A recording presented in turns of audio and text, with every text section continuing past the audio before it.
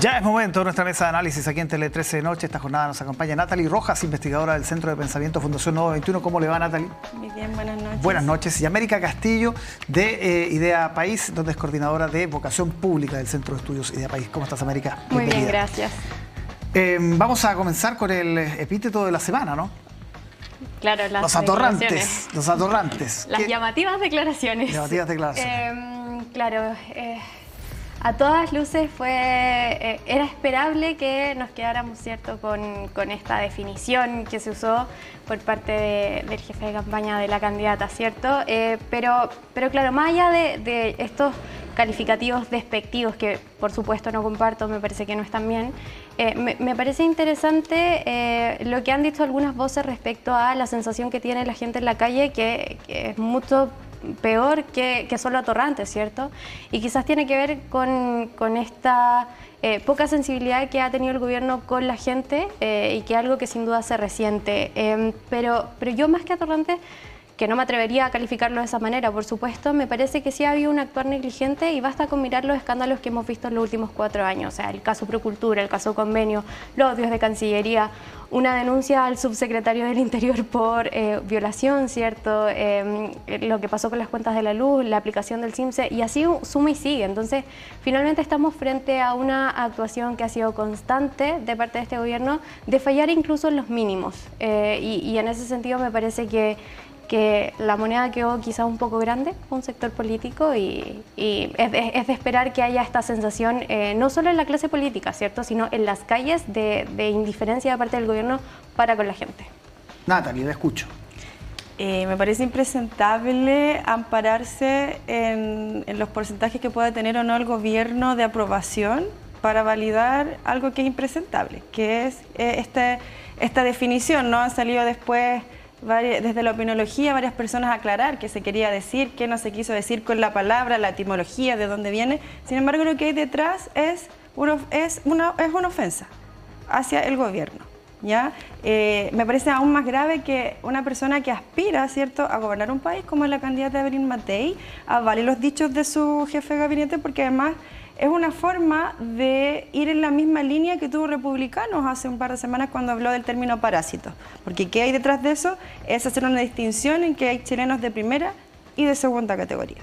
Entonces, por supuesto que me parece preocupante. Nuevamente nos vemos enfrentadas y enfrentados a una polémica que deja de lado los programas de gobierno, las ideas que hay. Entonces, el foco nuevamente se está perdiendo por una polémica que es más pequeña, en la cual nos tiene a todos quienes seguimos el debate político enfrascados en algo que en el fondo, ya lo señalé anteriormente, es una ofensa para el gobierno, porque no tiene ningún ánimo de construir nada, sino solamente de denostar una gestión. Sí, a mí lo que me quedó dando vuelta es la explicación que se da, en el sentido que de alguna manera esto se justificaría, dicen, porque el presidente ha estado inmiscuyéndose en la carrera presidencial, emplazando permanentemente a Kast, algo que hemos comentado acá, solo lo ha favorecido hasta ahora, pero más allá de eso, que eso podría justificar el término americano. ¿Me cuadra ese argumento? Yo la verdad es que tiendo a ser bastante lejana de ese argumento. Me parece que, por supuesto que hay que cuidar la forma, pero eso no quita el entender de dónde viene esa molestia. Y repito, no tiene que ver con una molestia que venga de la clase política. Me parece que aquí simplemente se está transmitiendo una molestia que viene desde las calles. Y me parece que justificar y quedarse solo en la forma del mensaje también es una forma de no hacerse cargo de lo mal que están haciendo la pega. ¿Cuánto les critica entonces en términos generales de cómo se ha planteado? Profundamente, o sea, yo no comparto la forma, pero insisto que aquí necesitamos ver un poco más allá, necesitamos ver de cara al futuro, que lo importante es el fondo que tiene esto y las necesidades que está manifestando la gente de distintas maneras. Sí, Natalie, cambio de tema contigo para hablar del plan migratorio de José Antonio Kast. Hoy día con megáfono hablaba en el debate sobre estos aviones que podrían pagar los propios migrantes. Si es que usted si es migrante ilegal y tiene un iPhone o tiene un iPad, mejor váyase ahora porque después va a ser más difícil, decía. O sea, nuevamente el candidato Kast está haciendo puntos políticos, generando polémicas con propuestas que no explica cómo las va a llevar a cabo en el mismo debate, ¿cierto? Se dio ahí un intercambio porque él no sabe cuánto costaría cuando se le interpela a él de los costos que esto tendría, además de los recortes que está proponiendo. Es decir, además se empapa, ¿cierto?, de un discurso que es punitivo, de manera grandilocuente, y en el fondo que hemos visto a propósito de lo que es la crisis migratoria, que necesitamos una política efectiva y que permita ordenar, y no una política basada en base a eslóganes, porque así no vamos a ordenar la crisis migratoria. Entonces, por supuesto que me parece que está haciendo un punto político, tú mismo lo dijiste, con una performance, ¿no? Con megáfono, y está dejando de lado no está contándonos el cómo lo va a hacer.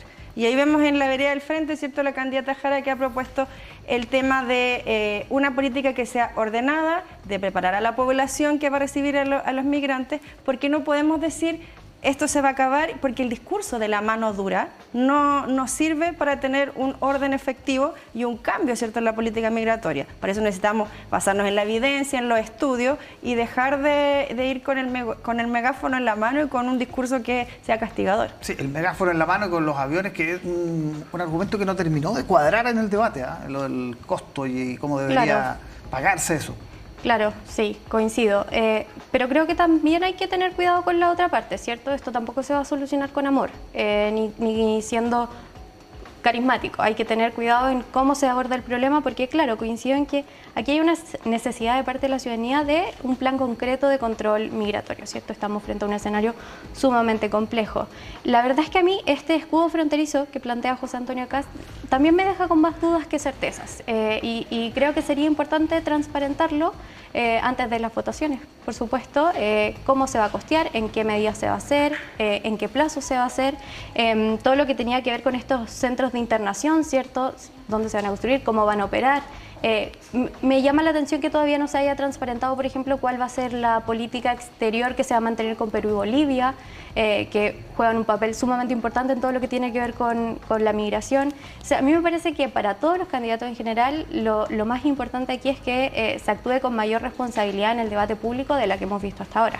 A propósito de Bolivia, llamativas declaraciones de esta jornada de Johannes Kaiser, que dice: no vamos a aceptar más, vamos a cerrar la frontera de partida.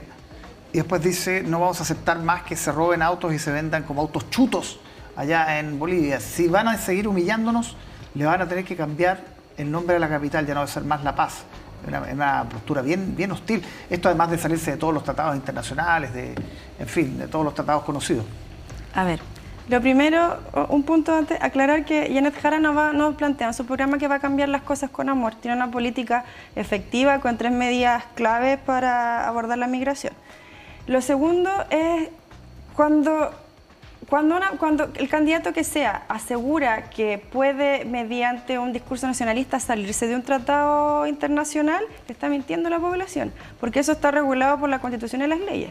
El artículo 54 de la Constitución vigente señala que no basta con las ganas de un presidente de salirse de un tratado, sino que tú te tienes que basar en el derecho internacional y las condiciones que ese mismo tratado puso. Lo mismo pasa cuando un tratado ha sido discutido por el Parlamento, tiene que tener la mayoría en ambas cámaras para poder desdecirse del mismo. Es decir, este tipo de anuncios son una mentira para la población, porque además vemos que son absolutamente irrealizables.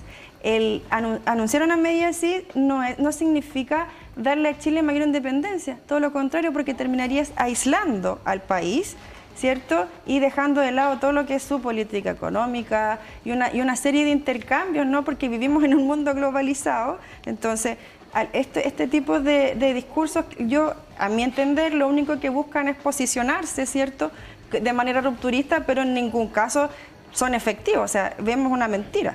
América. Claro, a mí me pasa con las declaraciones del candidato que reflejan una profunda falta de comprensión de la política exterior, ¿cierto? El Estado de Chile siempre ha mantenido un respeto al derecho internacional, la promoción de la democracia, los tratados multilaterales y un sinfín de cosas.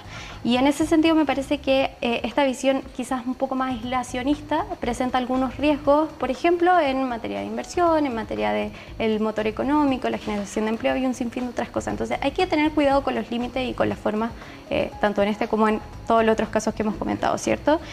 Y me parece que de cara al futuro es importante que los futuros políticos, incluso a diferencia de este gobierno, entiendan que la política exterior del país no es una trinchera ideológica, sino que tiene que ser un pilar estratégico para el desarrollo de Chile.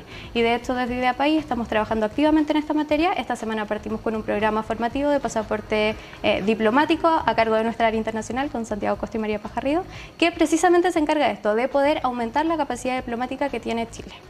Buenísimo. América, Natalie, muchísimas gracias por estar con nosotros como todos los días miércoles aquí en Tele 13 Noche. Buenas noches. Que esté muy bien. Buenas noches. Muchas gracias.